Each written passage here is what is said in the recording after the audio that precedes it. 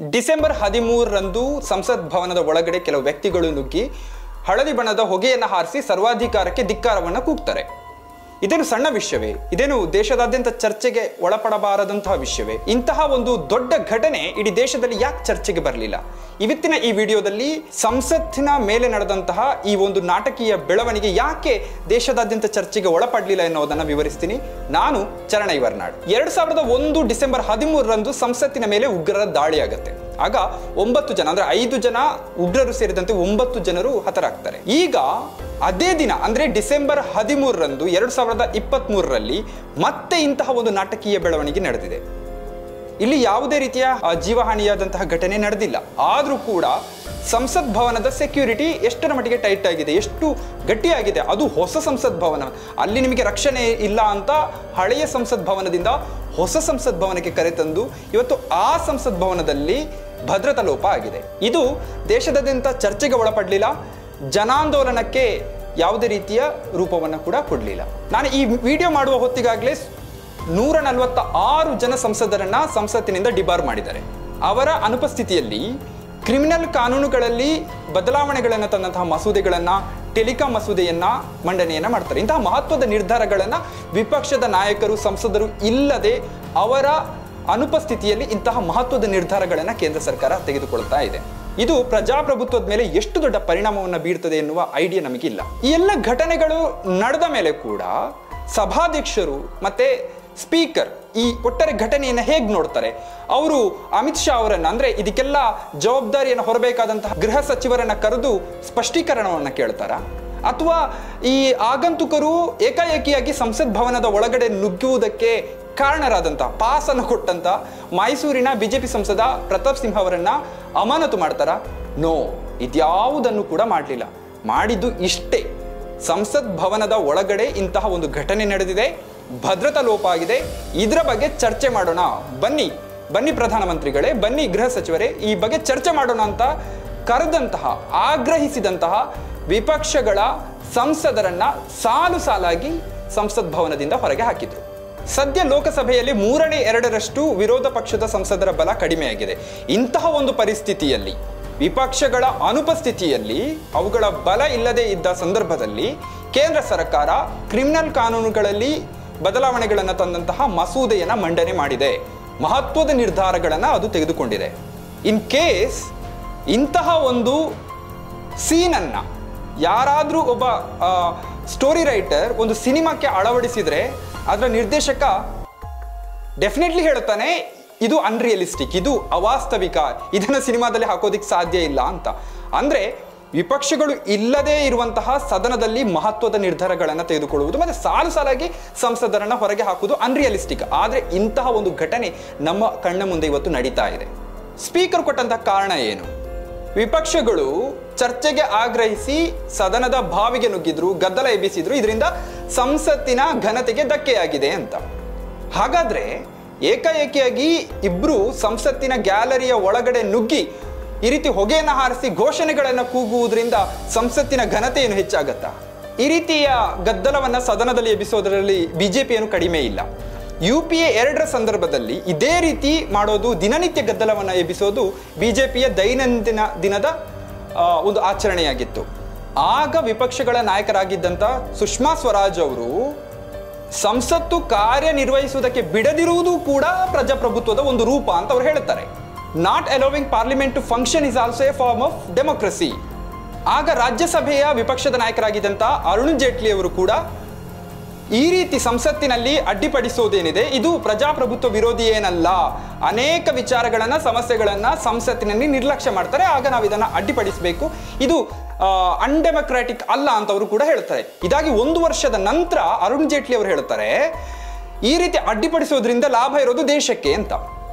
ಅಂದ್ರೆ ಬಿಜೆಪಿಗೆ ಒಂದು ನಿಯಮ, ಇತರ ಪಕ್ಷಗಳಿಗೆ ಒಂದು ನಿಯಮ. ಬಿಜೆಪಿ ಇರುವಾಗ ಅವರು ಎಬ್ಬಿಸುವ ಗದ್ದಲ, ಅವರು ಕೇಳುವಂತಹ ಪ್ರಶ್ನೆಗಳನ್ನ ಕೇಂದ್ರ ಸರ್ಕಾರಗಳು ಅದನ್ನ ಕೇಳಬೇಕು, ಅದಕ್ಕೆ ಉತ್ತರವನ್ನ ಕೊಡಬೇಕು. ಆದ್ರೆ ಈಗ ವಿಪಕ್ಷಗಳು ಬಿಜೆಪಿಗೆ ಏನೇ ಪ್ರಶ್ನೆಯನ್ನ ಕೇಳಿದ್ರು, ಚರ್ಚೆ ಮಾಡೋದಕ್ಕೆ ಕರೆದ್ರು ಕೂಡ ಅವರ ಧ್ವನಿಯನ್ನ ಹತ್ತಿಕ್ಕೋದು, ಇಲ್ಲ ಸಾಲಾಗಿ ಅವರನ್ನ ಸಂಸತ್ತಿನಿಂದ ಡಿಬಾರ್ ಮಾಡೋದು. ನಮಗೆ ಗೊತ್ತಿದೆ ಸ್ಪೀಕರ್, ಸಭಾಧ್ಯಕ್ಷರು ಔಪಚಾರಿಕವಾಗಿ ಸರ್ಕಾರದ ಭಾಗ ಅಲ್ಲ.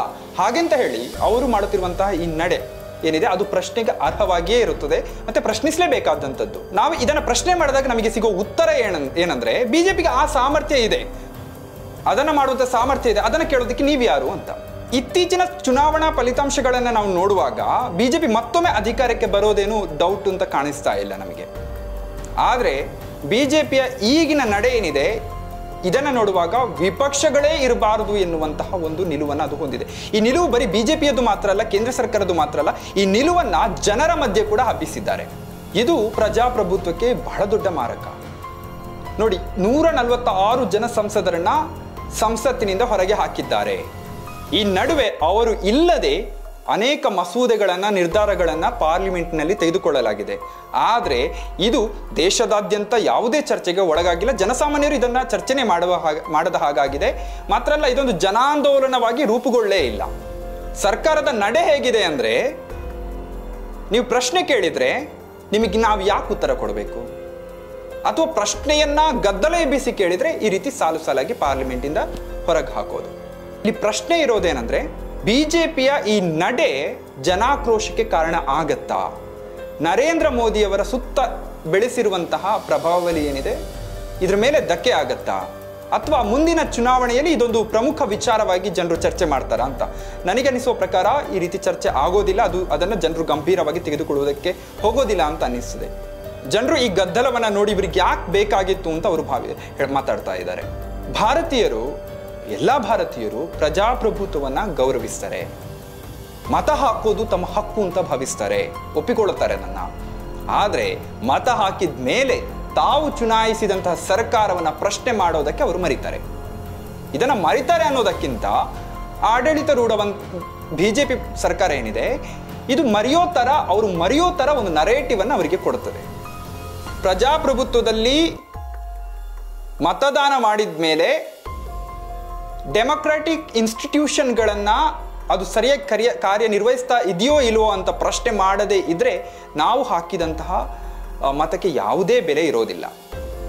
ತುರ್ತು ಪರಿಸ್ಥಿತಿಯ ಸಂದರ್ಭವನ್ನು ನೋಡೋಣ. ತುರ್ತು ಪರಿಸ್ಥಿತಿಯ ನಂತರ ಇಂದಿರಾ ಗಾಂಧಿ ಸರ್ಕಾರದ ಸೋಲನ್ನು ನಾವು ಬಹಳ ರೊಮ್ಯಾಂಟಿಸೈಸ್ ಆಗಿ ನೋಡ್ತೇವೆ. ಆದರೆ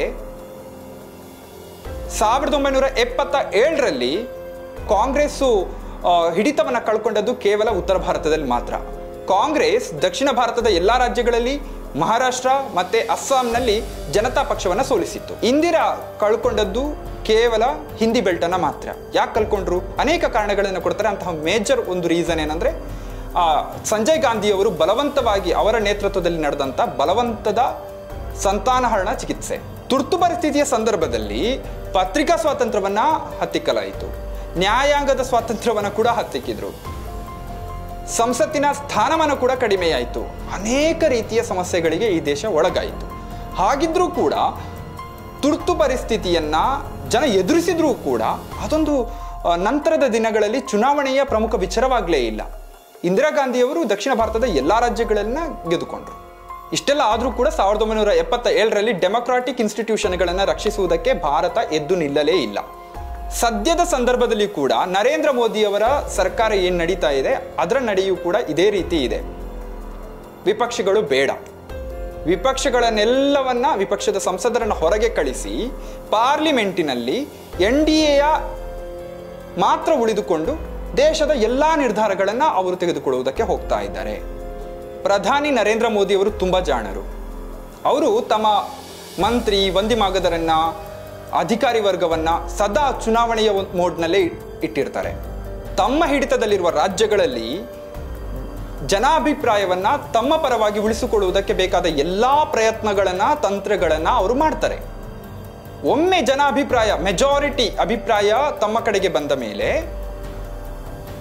ಅಥವಾ ಇವರು ಮಾಡ್ತಾ ಇರೋದು ಸರಿ ಅನ್ನುವಂತಹ ಒಂದು ನರೇಟಿವ್ ಅನ್ನ ಜನರಿಗೆ ಕೊಟ್ಟು ಜನರು ಕೇಂದ್ರ ಸರ್ಕಾರವನ್ನ ಅದರ ನಡೆಯನ್ನ ಒಪ್ಪಿಕೊಳ್ಳುವ ಹಾಗೆ ಮಾಡಿದ್ರೆ ಡೆಮೊಕ್ರಾಟಿಕ್ ಇನ್ಸ್ಟಿಟ್ಯೂಷನ್ ನಲ್ಲಿ ಬೇಕಾದ ಎಲ್ಲಾ ಬದಲಾವಣೆಗಳನ್ನ ಮಾಡಬಹುದು, ತಮ್ಮ ಆಡಿದ ಆಟವನ್ನ ಅವರು ಆಡಬಹುದು. ಅಷ್ಟಕ್ಕೂ ಅವರದ್ದು ಕೂಡ ಪ್ರಜಾಸತ್ತಾತ್ಮಕವಾಗಿ ಆಯ್ಕೆಯಾದ ಸರ್ಕಾರವೇ ಆಗಿದೆ.